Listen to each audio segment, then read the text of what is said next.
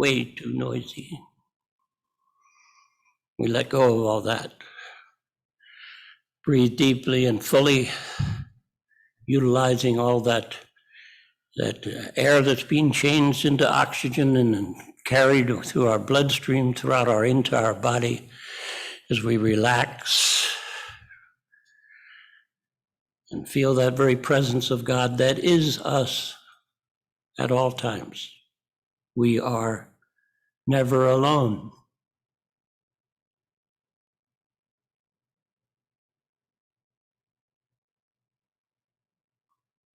And it feels good to be here. Amen. We have a prayer list of people that have requested special prayer. Sean Barlett. The good thing about this is, I was, as most of you know, of the founding minister here. But as I come back over the years, there's an awful lot of names I don't even recognize, and that's a good thing. There are some ministries, as a regional consultant that I am in our West Central region, some ministries I come to them and I look out and I recognize almost everybody there, and that's not a good thing, not a good thing. We like to see new faces. It's okay for some of the older people to still come, right? We're not picking on you. Prayers for Sean Barlett, Bob Castro, family of Joan Oliver, for her passing. Barbara McCarthy, we know who she is. Christy Souza, Dale Frank, Andy Holman and his family for a peaceful transition. Charlie and Will McBride, Geraldine Wood, all affected by the Dixie and River fires. Gwen Barnett, who lost her home in the fires, and my prayers for the firefighters and all their families and all those people who accommodated them during that difficult period of time. And I'd like to add my own brother Bill, who's about to get on a plane and go back to Vermont to enjoy a few weeks with my sisters and brothers. And Bill has a little trouble walking, so he's going to need some prayer help, so keep him in mind as we send him. And if you have someone else that you want to pray about, it's powerful to mention the names out loud, to put them out in the ether. There's another page.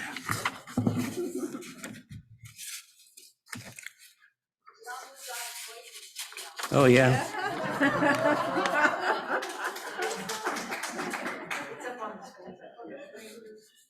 Oh, yeah, that's nice. Well, you see who they are.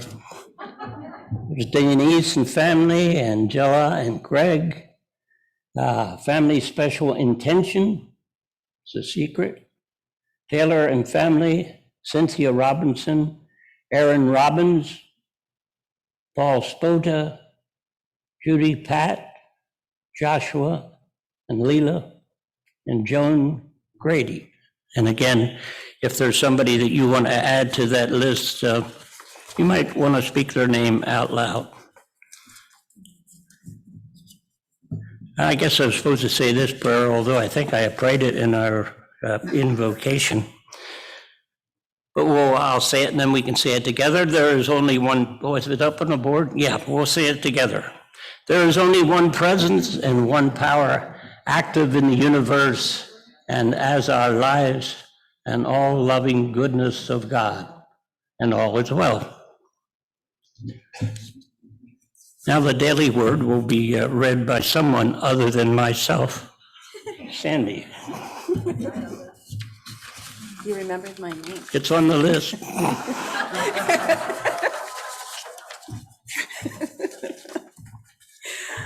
Okay. It's so good to have you here today to bring us laughter. So today, Sunday, April 15th, the word today is joy. I say yes to the joy that invites me in this moment. Joy is the call of my heart. Whether I am at work or at play, I bring a spirit of joyfulness to everything I do. More than a mood or an attitude, joy is a part of me and mine to live and to share. Like all aspects of my divine identity, joy flowers in my consciousness when I hold joyful thoughts and feelings. I express my joy as the excitement of anticipation, fascination at a new discovery, deep satisfaction in a relationship, and the tranquil glow from communing with God in prayer. My joy is contagious, and I love to share in it.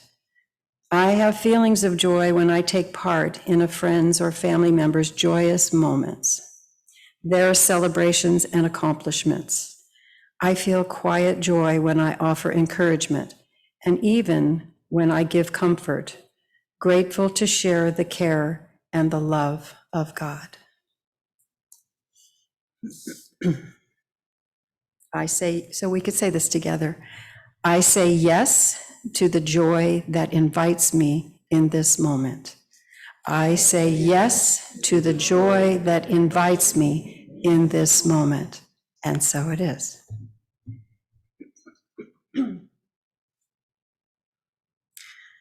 So now we're coming to our time of meditation.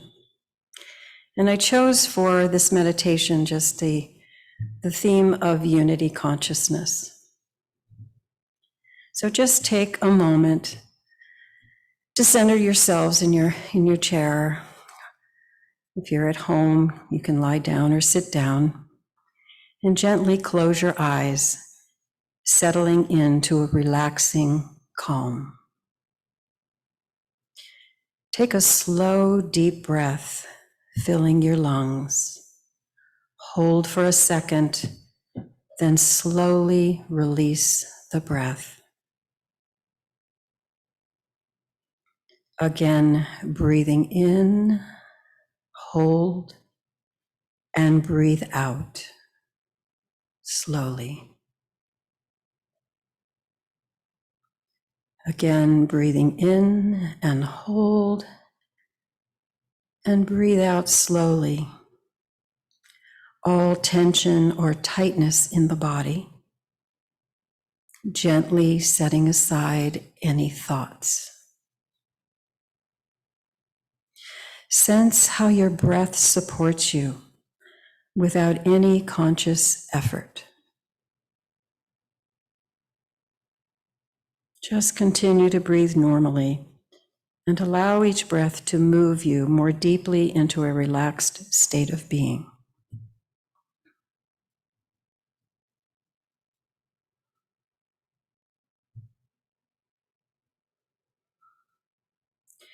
Imagine a calming wave of energy moving gently up from your toes. Feel this nurturing life force energy as it moves slowly up through your entire body.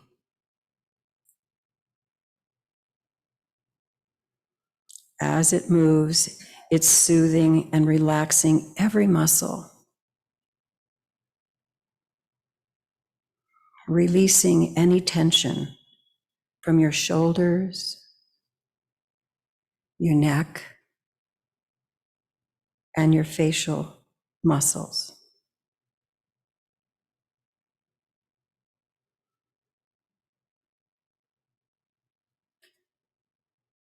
As you bring your attention to this life force moving gently within you, realize the same life force flowing through you flows through all living beings.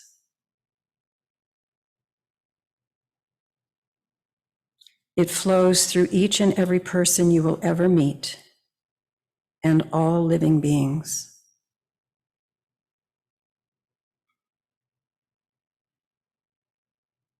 So now visualize standing at the edge of an ocean. filling up different cups or vessels with ocean water. Stop to notice that each vessel is unique. Different colors, different sizes, different shapes. But the contents of the vessels is the same. All different manifestation, different animations of the one source. This realization is the beginning of true unity consciousness.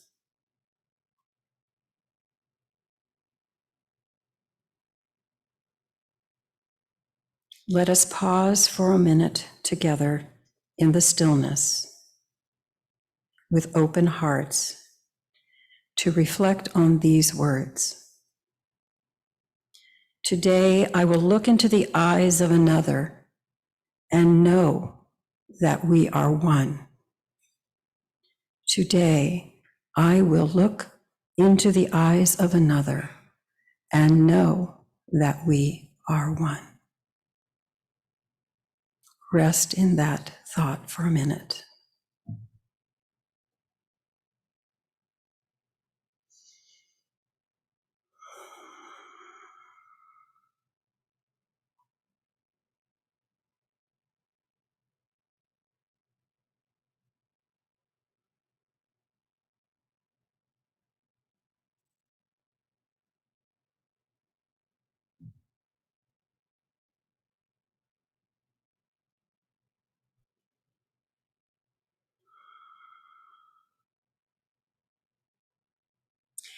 This is where you belong, dear ones. You are beacons of light for those who are yet to discover the truth of unity consciousness and the oneness of all things. Rest in the light of this truth.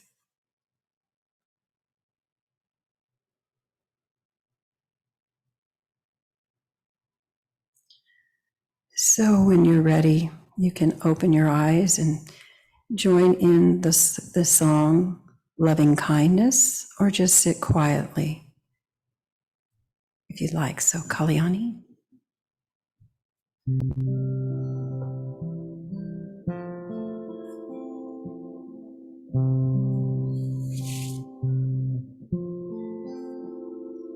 May I be filled with loving kindness.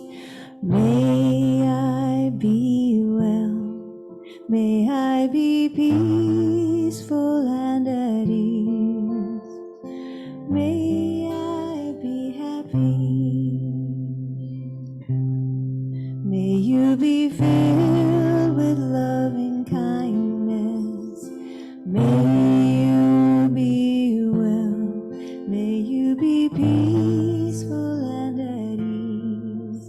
And may you be happy. May we be filled with loving kindness.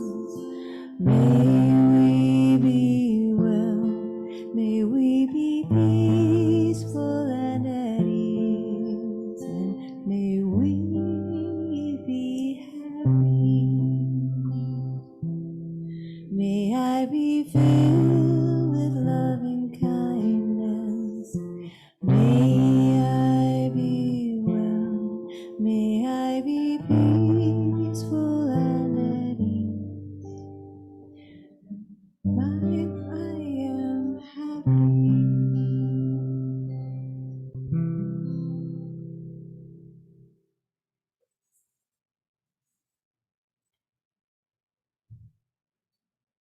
Thank you, Kalyani.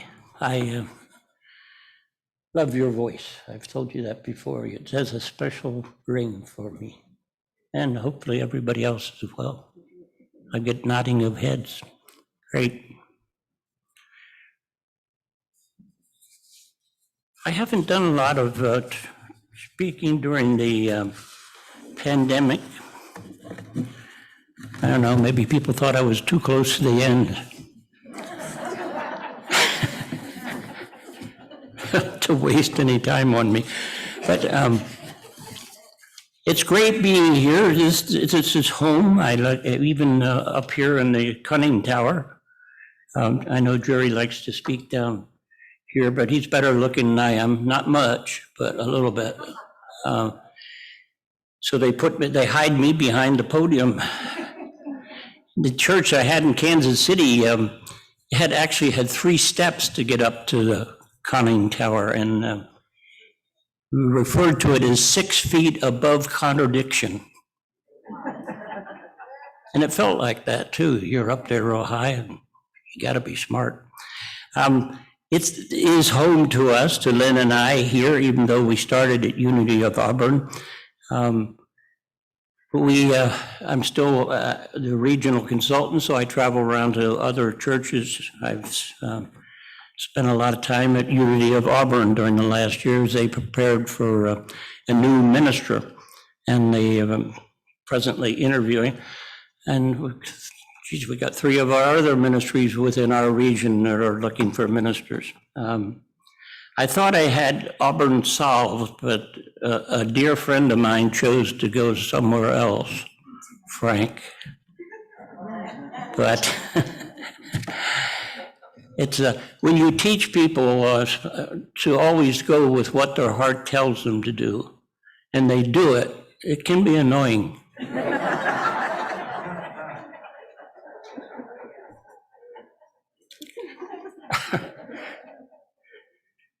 But Frank, wherever Frank goes, they're going to be real lucky to have him, real lucky.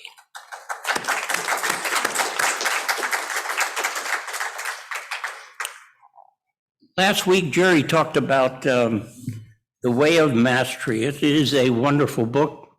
Lynn and I have studied it somewhat, and we're signing up for the class. It's going to start pretty soon, going through it again. Jerry, I believe, will be facilitating it, and it's an excellent book. This is also an excellent book. It's been referred to as a good book. It's a Bible. We don't, a lot of ministries in other faiths, they walk around kind of like with one Bible under their arm. We don't do that very much, but everything really emanates out of this one book. Is it important to us then? Yeah. In fact, this is what Charles Fillmore, our co-founder, said regarding the Bible. He said, it's a recital of what has taken place in consciousness of humankind, the results of their working either intelligently with divine law or unintelligently against it in seeking their own salvation. What law are we referring to? Again, Charles Fillmore. The faculty of the mind that holds every thought and act strictly to the truth, regardless of circumstances and environment. You are in this book. I'm in this book. If we're honest with ourselves, we can find ourselves here. In various stages of our own life, as it depicts various stages of other people's lives. It's the same as us. When we were Lynn and I were in Israel a few years ago, our Jewish guide referred to the Hebrew Bible, and of course we call it the Old Testament. It's the first part of the Bible. We don't deal a lot with it. But anyhow, he said that as far as the Jews are concerned, the Old Testament has the answer to every problem. And I believe that's true. If we're honest, we find ourselves how we acted in or reacted in a certain situation in our lives, what we said, what the results were, all according to universal law. Universal law doesn't change. God doesn't change. We change. So we're in the book. Of course, we'd all like to be either Jesus or Mary, but there are other parts, and often we've played various other parts in Scripture. We're in the book. But Today we'll look at one particular passage, a small passage, that pertains definitely to us today.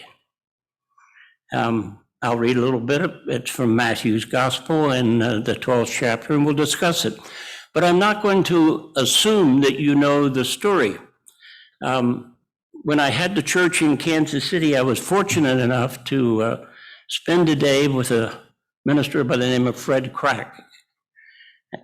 And I don't know if you've ever heard him, but he's not only a great preacher, but he was a teacher of preacher. He's written several books. And he was making that point to this group of ministers of all denominations. And he said that, you can't assume that people know Scripture. And so he told this story. And he said this was something that he was telling to a congregation. And the story was regard to his own life, early in his life, young man living in the South, going to ministerial school, to seminary, and coming home late one night. He was hungry, tired, pulled into a roadside restaurant, ordered a hamburger and a cup of coffee. And he said while he was enjoying his second cup of coffee, he realized that there'd been a black man standing down the end of the counter the whole time that he was there. And finally, the waiter goes over to the black man and he takes some money from his hands and he goes back over and takes a plain white piece of bread, takes a greasy hamburger, slaps it on, and goes down, hands it to the black man.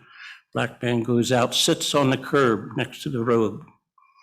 And as Craddock said, the only accoutrements he had to go with his sandwich was the dust coming off the road.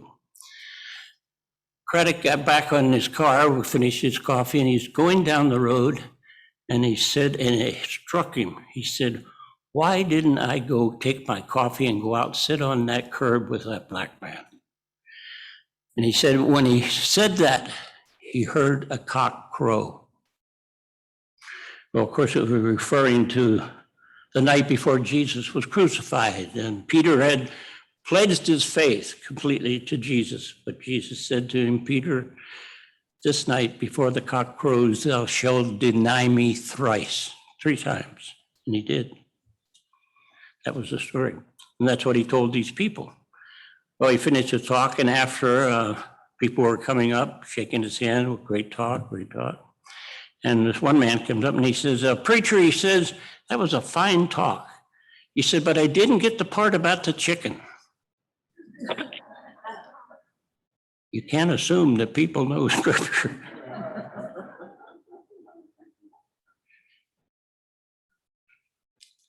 That was Fred's story, Fred Craddock. But what does that have to do with us? But can you picture yourself going out, taking your cup of coffee, back in those days, in the day, sitting on that curb with that black person, drinking your cup of coffee? Or has there been times when you've had opportunities like that and you passed them up and were sorry? That wouldn't pertain to my wife, Lynn. She does all those things the right way. I only go along with her for the ride. There's a book that we're several are studying. It's being facilitated by Cecilia and Leslie. And it's the title of the book is Uncomfortable Conversations with a Black Man. And it's a great book, a great class. The author, Emmanuel Acco, is a former NFL football player, master's degree in sports psychology. But he says in that book, right off the bat in the introduction, he believes that the only way to cure what he calls our nation's oldest disease is racism. The only way to do it is to start with a profound revolutionary idea. You start talking to each other. Profound, great idea. Even and especially in difficult situations, uncomfortable situations. We can do anything. Last week, Lynn and I took a short trip to Las Vegas to see our son, Todd. And there are Black people there. Unlike Auburn and Nevada and Grass Valley, actually Black people. And I found myself, having taken that class, I guess was part of it, was seeking out opportunities to speak to Black people. And it was really enjoyable. And I'm going to do a lot more of that. But sometimes we do need a little nudge to remind ourselves that we are all the same. Does everybody believe that?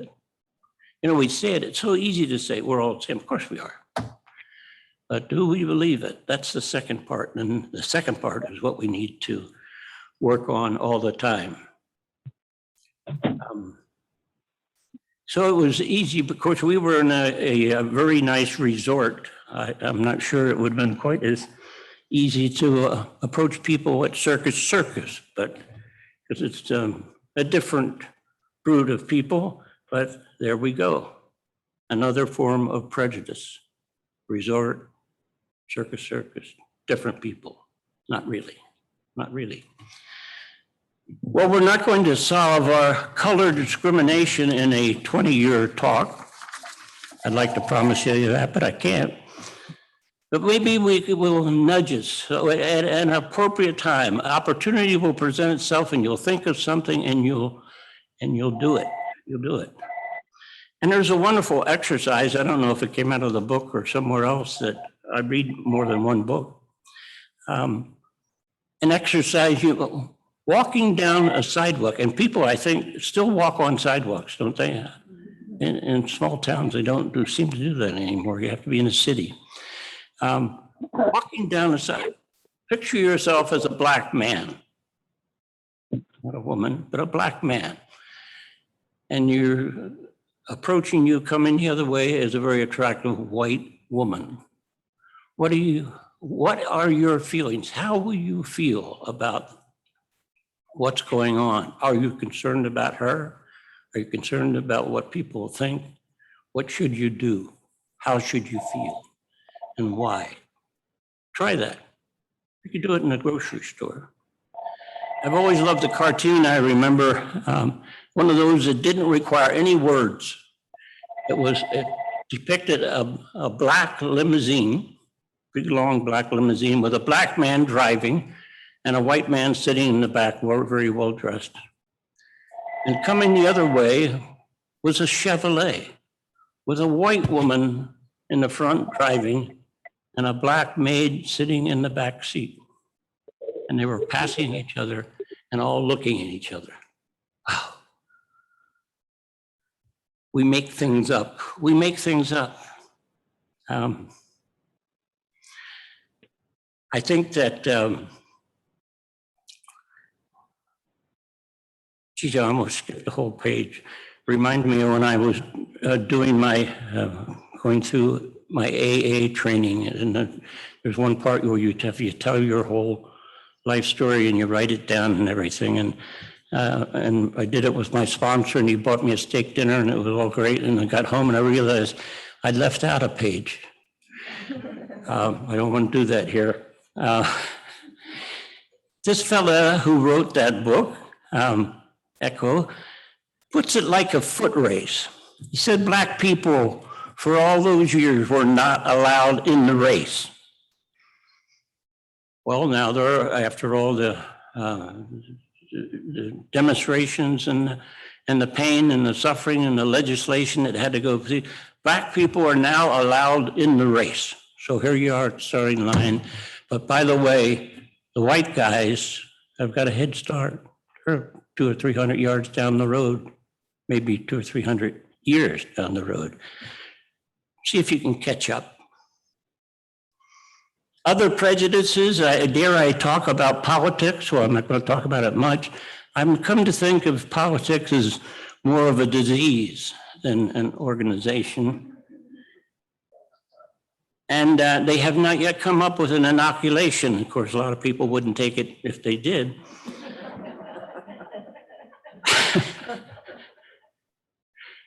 What did he say? I don't know. I couldn't hear him.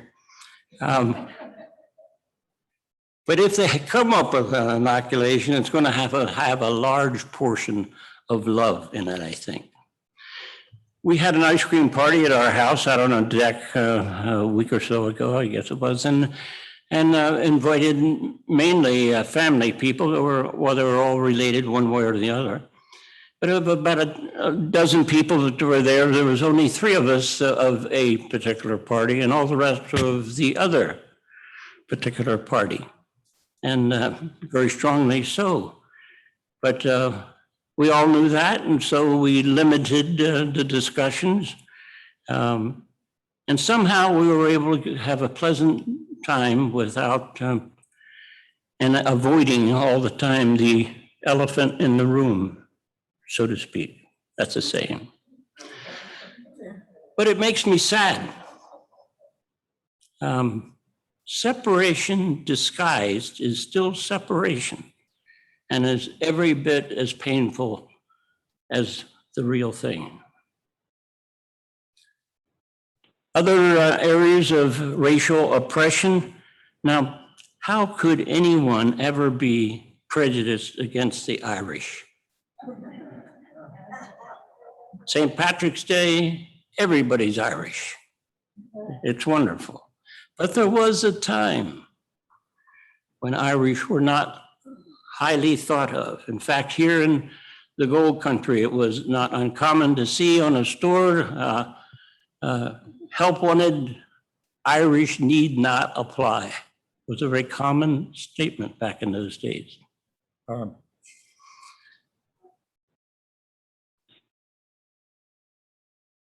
don't want to miss a point. Also, you saw, and you still see in some of the older books, characterizations of Irish people. They were usually fat, and they had a dumb hat on their head, and they had a dumb look on their face. The same way that Black people have been presented over the years. You look at them, less than human. We do that to each other. We do it to each other. There's a wonderful book that I'm reading now. It's called How the Irish Became White. The Irish immigrated to America in about the 18th, 19th century, escaping what was going on in Ireland, oppression by the landowners of the time, a system that could be somewhat comparable to American slavery. They were sharecroppers and they were like slaves. But they did not come into this country chained like the Black people did. And they were not sold.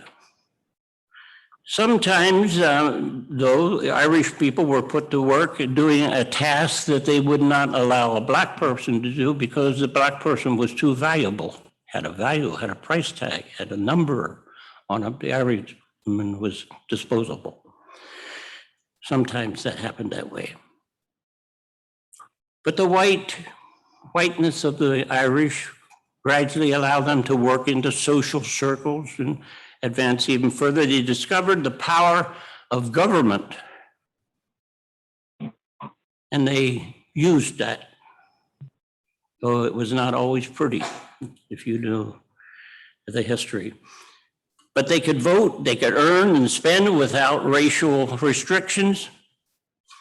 But the author says, in becoming white, the Irish ceased to be green. It's an interesting thought. I'm still thinking about it. They were mostly Catholic, with its advantages and disadvantages. You were either Catholic or, as they would say, you were one of those of the other faith, There's a wonderful story about this fellow, well, wonderful story about someone dying, but this fellow Murphy was dying, and he calls to his older brother, calls to his oldest son, and he says to him, he says, go get the Protestant minister. He says, I'm going to convert. And he says, you can't do that, die. He says, you've been a Catholic all your life. He says, it's me dying wish, go get the Protestant minister. So he does, and the Protestant minister comes, Bible under his arm, says a few prayers, gets him to sign some papers, and In the meantime, the parish priest, the PP, as they would refer to him back then, the PP, heard there was something going on at Murphy, so he dashes over there, and when he gets to the house, the Protestant minister's coming out, and he says, "It's too late, Father." He says, "I've got him." So he goes upstairs and he says, "Murphy, what have you done?" And he says, "Well, Father, it's like this." He says, "I thought if somebody had to die, it'd be better be one of them than one of us."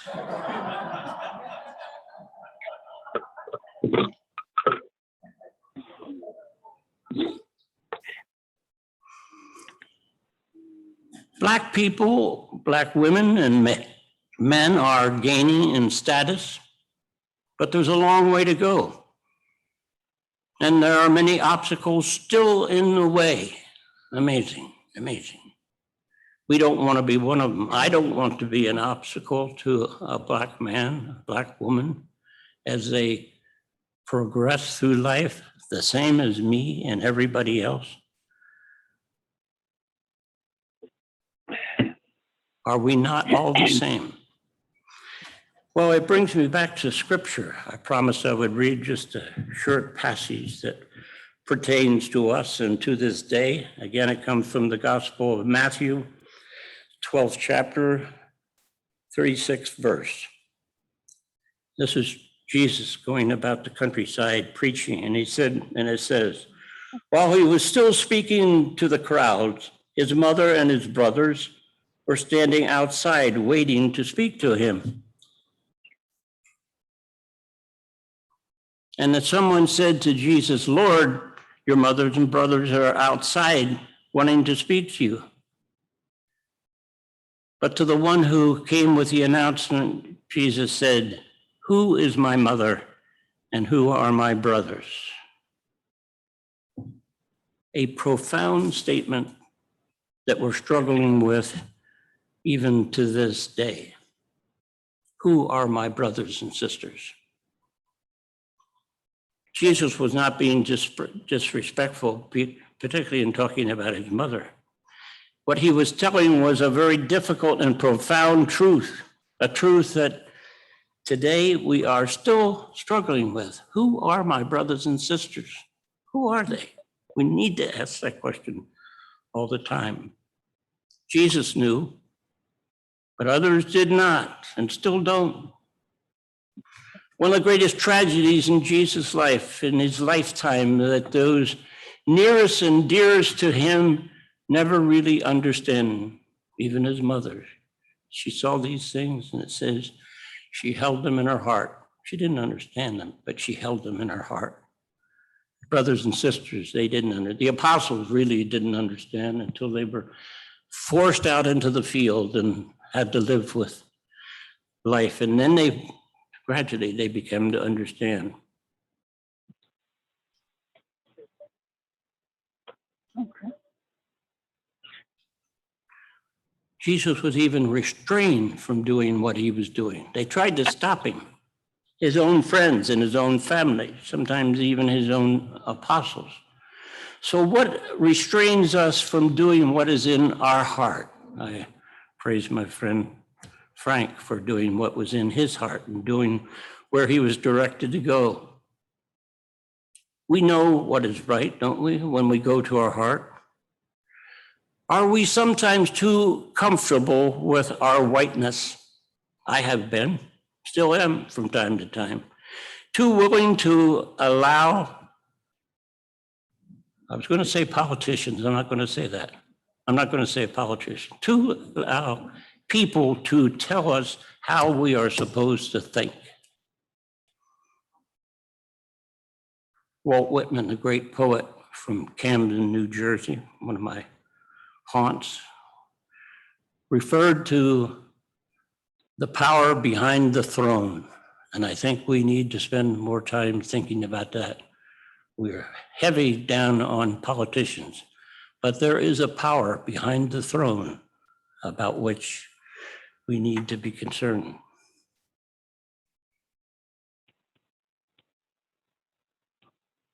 We need to be concerned about those who would rob us from our capacity for unconditional love. Love without prejudice. Well, tempest fugit, time moves on, and I have not even mentioned about the oppression of Jews, of Asians, Central Americans, Muslims, and others. Gay people. Fortunately, we have so it's very positive examples within our own ministry of gay people, and they are easily one of us, easily one of us. Don't think of them as different in any way, as we should not, need not. And we have other good examples of that same situation in other of our churches within our West Central region as I move about. But it's time to ask at this point, what has all this got to do with me? I don't know if you remember that movie, Ship of Dreams. It was an old movie, but it was just perfect to me. It was about a group of people on a cruise, and all the thing that goes on between them, their relationships during that cruise, and some that decide they're going to get a divorce, and some that decide they're going to come back together again, and they're going to do this and that, and the whole movie is about what takes in these relationships. And it's all being monitored by this, we don't call them midgets anymore, but this very short character actor. And at the end of the movie, they're all coming down the gangplank, and you're picking up their conversations, and they've even changed their mind with what they decided they were going to do on board the ship, and they're going back and, yes, I will get that divorce now. And all these various things are going on, and finally this little man, the last one, comes down the gangplank, and he stops and he looks straight at the camera. He looks straight at you, and he says, "What does all this have to do with you?" It has everything to do with all of us. So what do? We could go about visiting Black communities. There are some. Churches, Black churches. We can cultivate a friendship with a Jewish person that we didn't know before, a Muslim, someone we never knew before. We can read more books about what we're supposed to think and do, and we can pray to end this false sense of separation. We do what we can and what we will. In conclusion, I was thinking about that wonderful book by Matt Kahn. It was called Whatever Arises, Love That. Great title for a book. I would propose a title for a book of life. Whoever happens, love them. That's what we do. Whoever happens in our lives, love them. Like I love you. God bless all here and all those with whom we pray.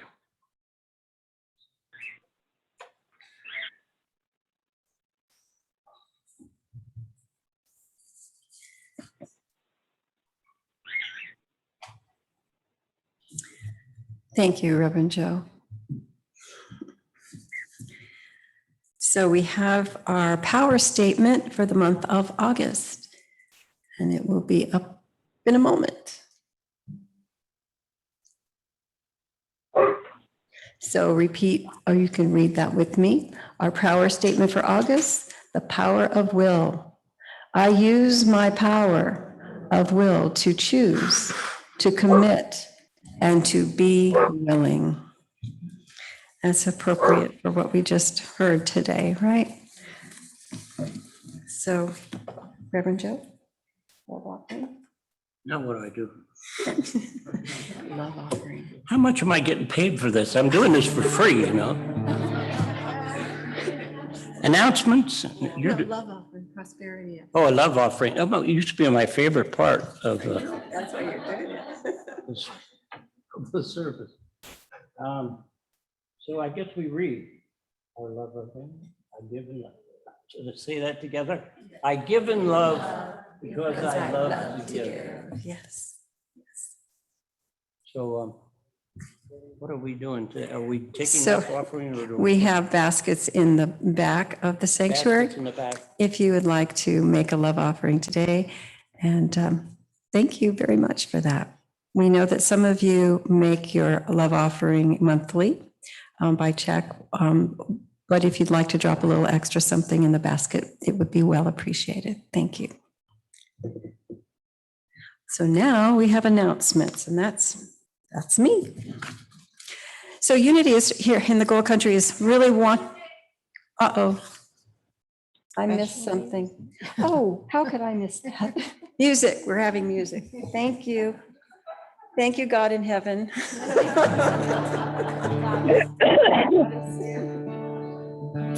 Well, I have a new song for you, and it's uncharacteristically upbeat and uncharacteristically bouncy, and I think it's going to work with your talk. And surprisingly enough, it comes from a place of just being really in the depths of I don't like just being lost, and not really being connected. And so when I can take the time to come back and align and be connected, then I can realize that I can write an upbeat song. So hope you enjoy. So should we stand? No, it's a special music thing. I mean, Okay. that's what they call it, special music. But let's just say precious. It's precious music.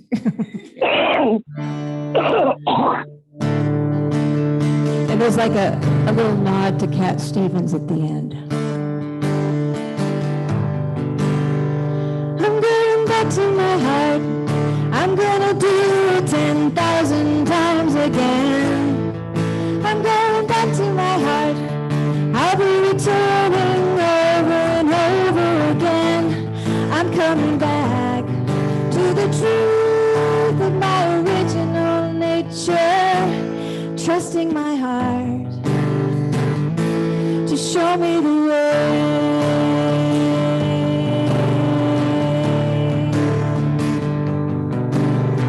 I see you, loneliness. I see you, fear. I see you reaching for me, but I choose to be clear. Hey, you unworthiness. Hey, you doubt. Thank you for your service, but the anxiety just makes me a little nervous. I'm going step by step to the heart. I'm going back to my heart. I'm gonna do it 10,000 times again. I'm going back to my heart. I'll be returning over and over again. I'm coming back to the truth of my original nature, trusting my heart to show me the way.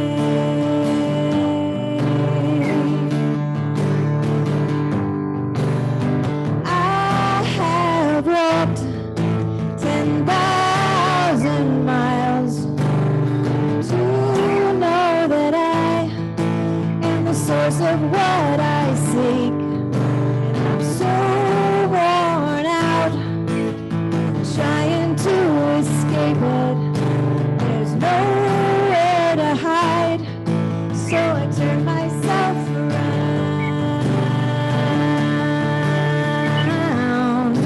to the love in me I found. I'm going back to my heart. I'm gonna do it 10,000 times again. I'm going back to my heart. I'll be returning over and over again. I'm coming back to the truth of my original nature, trusting my heart to show me the way.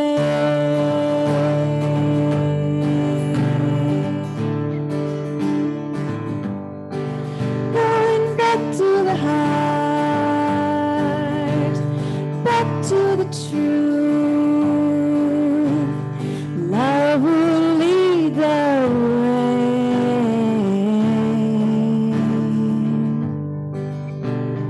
back to the heart,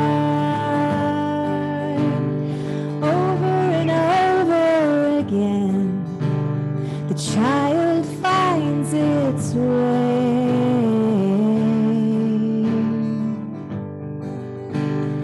Child finds its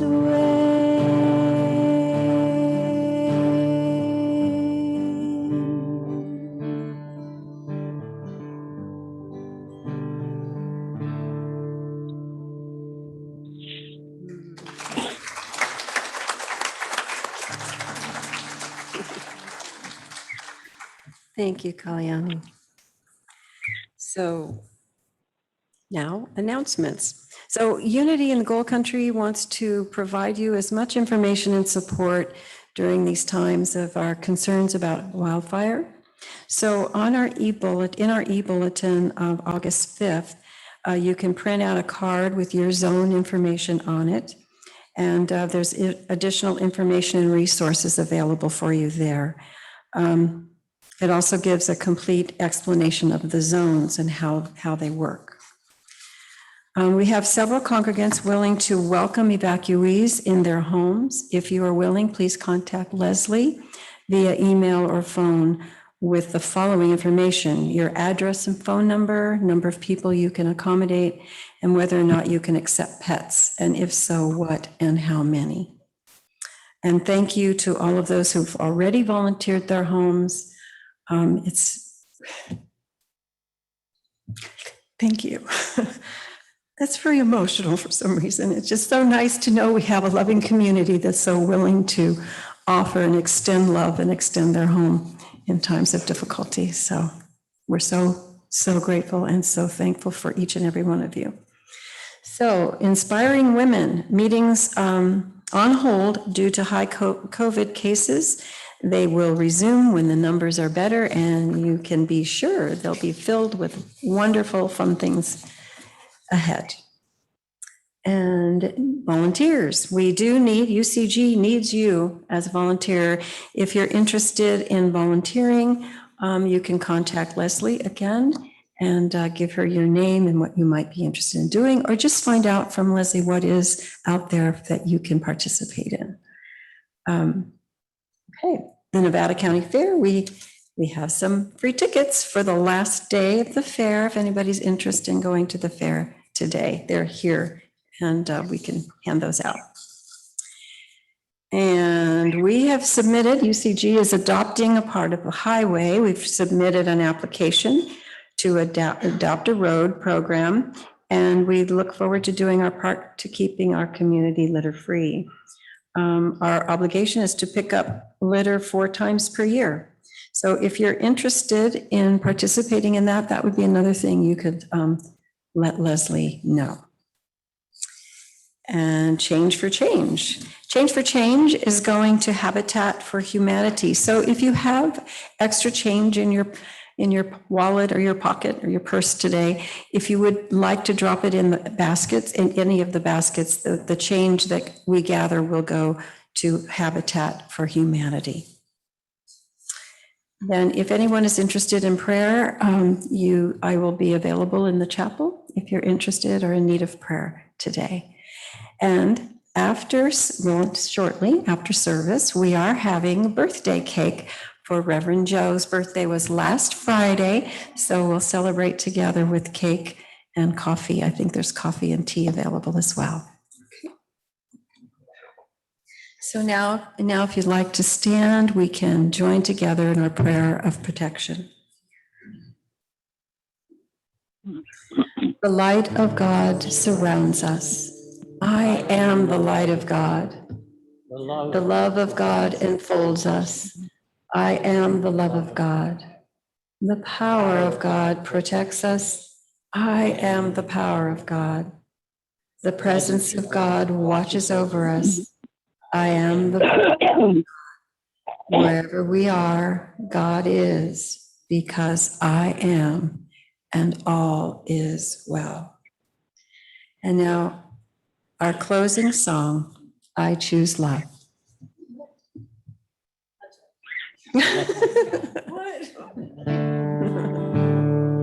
Peace in my life is growing because I choose love. Love's always present, it's what I'm made of. I choose love. We are a part of each other. We are one tie that binds us can't be undone. I choose love. Peace in my family is growing because I choose love. Let love be present, it's what we're made of. I choose love. We are part of each other. We are one loving family, sharing one son. I choose love. This world is growing because we choose love. Let love be present, it's what we're made of. We choose love. We are a part of each other. We are one choice unites us, let this be the one. We choose love. We choose love. We choose